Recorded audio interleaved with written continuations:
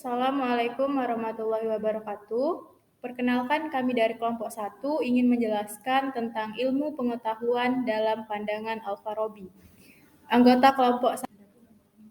Adapun anggota kelompok yang pertama ada saya sendiri yaitu Septa Adil Karohma, yang kedua ada Bella Cynthia, yang ketiga ada Ervira Sri Adelia, keempat ada Pratika Zalvia, dan yang kelima ada Novita. Terbelakangi pengertian ilmu menurut Al-Farabi ini adalah salah satu hal yang terpenting dalam sebuah ilmu adalah sejalannya dari ilmu itu sendiri.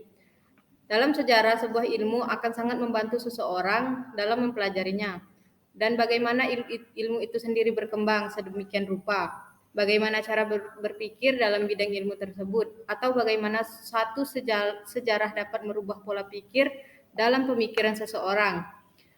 Ilmu Al-Farabi menjelaskan bahwa tujuan pendidikan adalah untuk membimbing tiap-tiap individu ke arah kesempurnaan hidup, karena manusia memang diciptakan untuk tujuan ini. Dalam pandangan Al-Farabi sendiri, pendidikan merupakan kombinasi dari kegiatan belajar dan dengan tindakan praktis. Pengetahuan yang didapatkan harus diaplikasikan dalam kehidupan yang nyata. Lalu pengertian ilmu menurut Al-Farabi sendiri dikenal sebagai cendekiawan muslim ahli di bidang filsafat. Selain filsafat, ternyata ia juga menguasai berbagai ilmu pengetahuan lainnya, seperti logika, fisika, dan ilmu alam, kedokteran maupun kimia, lingkungan fikih dan ilmu militer, hingga musik. Al-Farabi sendiri memiliki teori tentang pengetahuan. Al-Farabi berpendapat bahwa jendela pengetahuan adalah indera, sebab pengetahuan masuk ke dalam diri manusia melalui indera atau pemikiran. Sementara pengetahuan totalitas terwujud melalui pengetahuan parsial atau pemahaman universal merupakan hasil penginderaan terhadap hal-hal yang parsial. Jiwa mengetahui dengan daya, dan indera adalah jalan yang parsial. Jiwa mengetahui untuk memperoleh pengetahuan kemanusiaan, tetapi pengetahuan indrawi tidak memberikan kepada kita informasi tentang esensi segala sesuatu, hanya memberikan sisi lahirnya. Tentang pandangan ilmu menurut Al-Farabi tentang ilmu pengetahuan. Pendidikan dasar Al-Farabi adalah keagamaan dan bahasa. Ia mempelajari fikih, hadis, dan tafsir Al-Quran, dan ia mempelajari bahasa Arab, Turki, dan Faris. Dinyatakan oleh Ibnu Khalikan bahwa Al-Farabi menguasai lebih dari 70 bahasa, mendekati sebagai dongeng dan sejarah yang sebenarnya. Dari penafsiran Al-Farabi tentang kata safsatah, tampak jelas bahwa Al-Farabi tidak mengerti bahasa Yunani. Ketika ia tertarik dengan studi rasional, ia merasa tidak puas dengan apa yang telah didapatkannya di kota kelahirannya tersebut. Terdorong keingintahuannya, intelektualnya itu, maka ia meninggalkan rumahnya dan mengembara menuntut ilmu pengetahuan. Al-Farabi mempelajari ilmu-ilmu Islam dan musik di Bukhara. Pada saat itu, pendidikan dengan sistem madrasah belum diterapkan. Para penuntut ilmu menuntut ilmu dari rumah-rumah atau masjid atau di masjidil ilmu lainnya. Perpustakaan besar baik milik individu ataupun milik istana-istana yang menyambut hangat setiap orang yang hendak menuntut ilmu.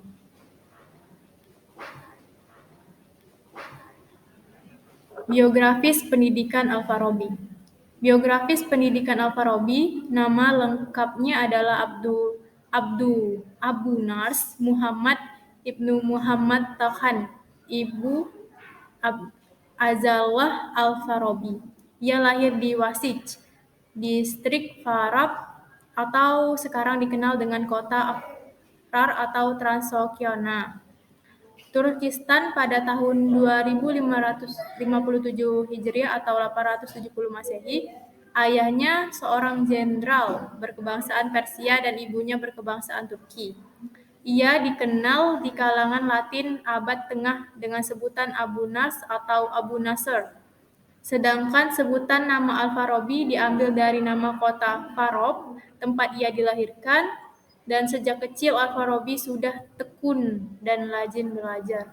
Apabila dalam mempelajari bahasa, kosakata, dan tutur bahasa, ia telah cukup cakap dan luar biasa. Materi selanjutnya akan disampaikan oleh Novita Sari.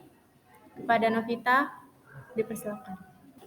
Pemikiran Al-Farabi. Salah satu filsafat Al-Farabi adalah teori emanasi yang didapatnya dari teori Plotinus, yaitu teori tentang keluarnya sesuatu wujud yang mukmin atau alam makhluk dari zat yang wajibul wujud atau zat yang mesti adanya Tuhan. Teori emanasi disebut juga dengan nama teori urutan-urutan wujud. Menurut Al-Farabi, Tuhan adalah pemikiran yang bukan berupa benda. Ia berpendirian bahwa seluruh yang ada atau maujud tidak terlepas dari keadaan wajibul wujud atau mukmin wujud. Yang mukminul wujud lahir karena ada sebab, sedangkan wajibul wujud adalah ada dengan tidak sebab. Ia memiliki zat yang agung dan sempurna. Ia memiliki kesanggupan mencipta dalam keseluruhan sejak azali. Atau apabila terdapat satu zat yang kedua sesudah zat yang pertama, maka zat yang kedua ini adalah sinar yang keluar dari yang pertama. Persoalan di atas adalah sebuah rasa penasaran dari Al-Farabi karena ia menemui kesulitan dalam menjelaskan bagaimana terjadinya banyak yang bersifat materi yang Maha Esa, jauh dari arti materi dan maha sempurna. Dalam filsafat Yunani, Tuhan bukanlah pencipta alam, melainkan penggerak pertama atau prime cause. Ini telah dikemukakan oleh Aristoteles di dalam doktrin ortodoks Islam atau Al-Mutakallimin. Allah adalah pencipta yang menciptakan dari tiada menjadi ada. Dalam arti Allah menciptakan alam semenjak azali. Materi alam berasal dari energi yang kodim, sedangkan susunan materi yang menjadi alam adalah baharu. Sebab itu menurut filsafat muslim pun yang artinya jadilah, Allah yang bermaktub dalam Quran ditujukan kepada syai atau sesuatu, bukan kepada la syai atau nihil. Sebagai contoh, Allah berfirman dalam Quran Yasin ayat 62 yang berarti sesungguhnya segala urusannya apabila dia menghendaki sesuatu hanyalah berkata kepadanya jadilah, maka terjadilah ia.